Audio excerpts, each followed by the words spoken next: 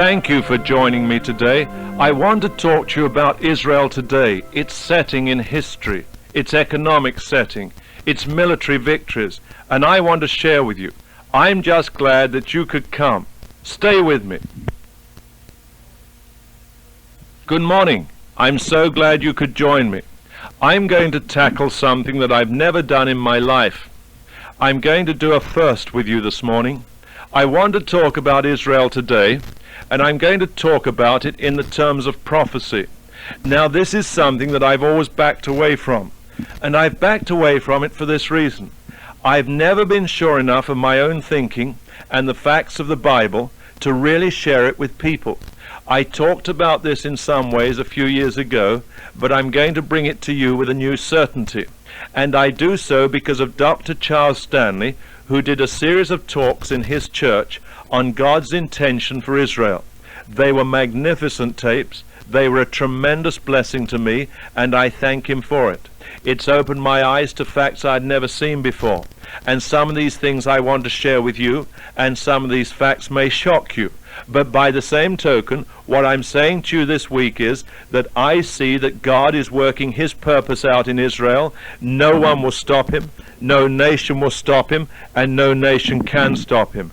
God is at work, and whatever we read about the Middle East, whatever we read about Israel, know this as an absolute fact in your own heart and in your own mind. God is working his purpose out. As year succeeds to year, he has a timetable, he has a calendar, and friend, it's on.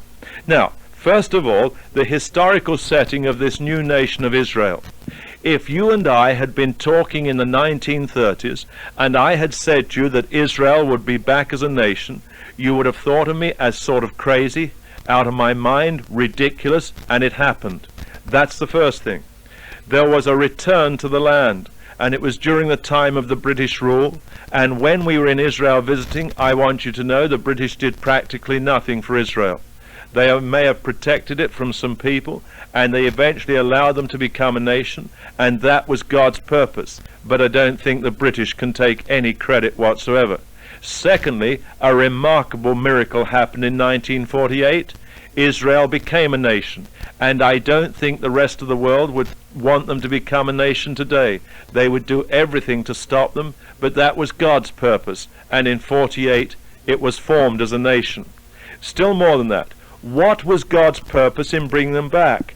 He took them back for two reasons. First of all, he took them back to prove that he's God, and secondly, he did not take them back for Israel's sake.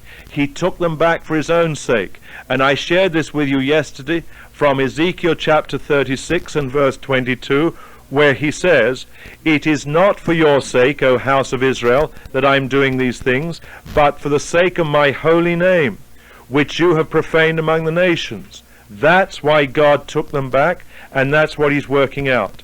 Now, still more. Israel is to know that Jehovah is God. Then the nations, let me read you from, Ezekiel 37, verse 27.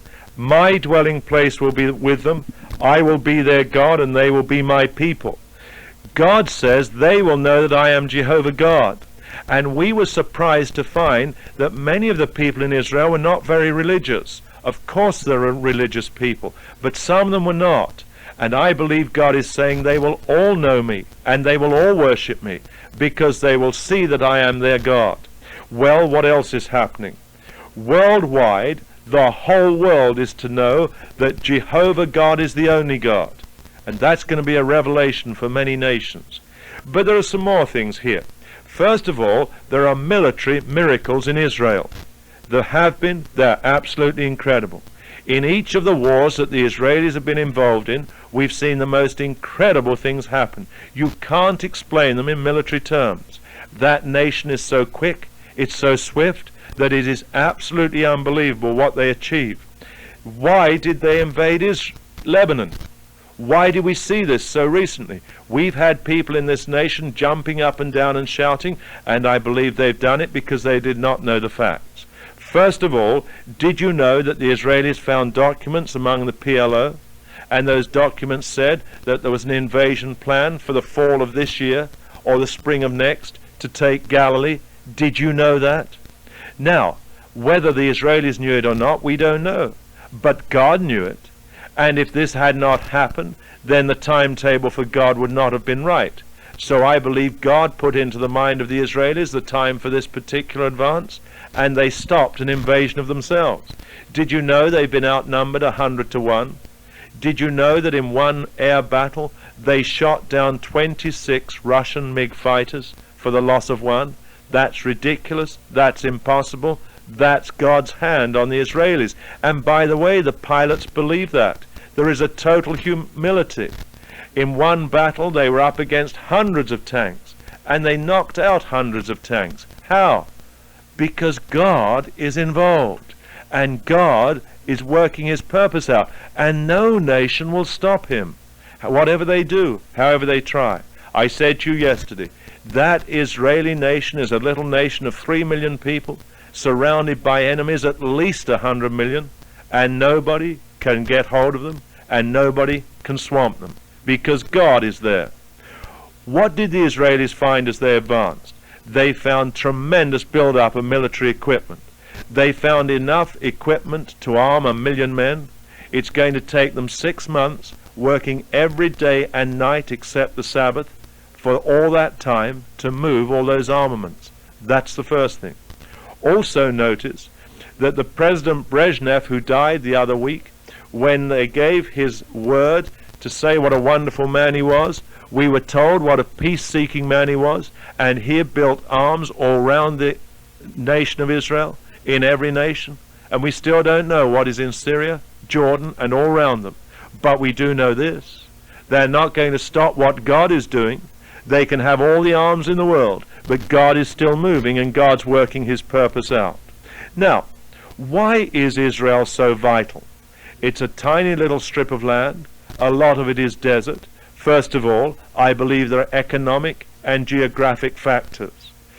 Did you know there's a richness in minerals that is incredible? In the Dead Sea, they believe there are billions of dollars worth of minerals, and the Israelis at this time are beginning to take them out. The Russians would like to have that. But more than that, where they are, they guard the flow of oil from the east. The Russians would like to guard the flow of oil, and if they did, they could control a lot of the west, just because of the oil, but they can't. Did you know there's a pipeline that goes through Israel? We saw it. And the Israelis guard that, and they have guarded it. And they've guarded against the PLO for years. Now the Russians would like to take that over. But there's some more. Geographically, Israel is in the most strategic position. It guards north and south. It guards east and west. And many military leaders in many different generations have said that that is a bridge. And anyone who wants to control the Middle East must control Palestine. The Russians know that, and they want to control it. If they can control that, they can reach Africa. If they can control that, they can go towards India and China. That's where they want to be. But there's also a theological paradox which is quite fascinating if you think about it. Here we have in the north the Russians who are atheistic by ideology. They talk about it. There's no secret. They are atheists. But interestingly enough, in this whole affair, their bedmates are the Muslims, the Arabs. And they believe in a God. They believe in Allah. How do these two get together? Well, first of all, they have a common enemy. They both want to get rid of the Israelis. I've talked to you about some of the Russian reasons that they want to get rid of it. What about the Arabs? The Arabs believe that the Jews polluted religion, and that the pure religion is Muslim. And they say that the whole world has to believe the Muslim religion, and they're determined to do it. If you look at history, they advanced right through Europe as well as North Africa, and then they were pushed back into North Africa. Now they're advancing in a different way. The Muslims have found they've got one thing that can just bring the world to its feet. It's called oil, and they're going to use it to its fullest extent, not for their own sake, but so that they can move their religion across the world. They are seeking to bring the world to its knees through oil. And as they do, they will then move their Muslim religion in. And notice, will you, that the Islamic religion has had a revival in these last years that is incredible, and it has had it in the Western world. United States, Europe, it's moving. But more than that, they've taken other steps. They have been buying up property. Here in the United States, in Britain, they are seeking to control. They're taking money in the banks. They want to bring the West to its knees, and if they can't do it through oil, they'll do it through ownership. But they're going to do it one way or the other. And so we see Israel set as a small nation, surrounded by its enemies that are absolutely incredible in number, millions and millions and millions of people, and still it stands. What about the United States? I believe this: the day we pull out from supporting Israel, we need to look up, for I believe in that day God's judgment will begin on the United States, and it may not be so far off. When this Lebanese war was over, did you know that one of our senators said to President Reagan, "With your office, you must bring Israel to their knees"? Now that was a very dangerous theological statement. Reagan's reply was absolutely classic. He said, "Only the Lord our God can bring Israel to her knees." And I believe he's right. And I believe that senator missed what the Old Testament has said. And when we do that to our peril and our danger. The action that we see now over there is not geographical, it is not economic, it is not military, it is theological. And we could put a sign up right across Israel, God at work, and we need to recognize that. Let's go back to Ezekiel for a moment and hear the word of the Lord. First of all, in chapter 37 and verse 21, God says to us, this is what the sovereign Lord says: "I will take the Israelites out of the nations where they have gone. I will gather them from all around, and I will bring them back into their own land." And it is exactly what he did. The next verse: "I will make them one nation in the land, on the mountains of Israel." That's exactly what he did. Verses 27 and 28 of Ezekiel 37. "My dwelling place will be with them.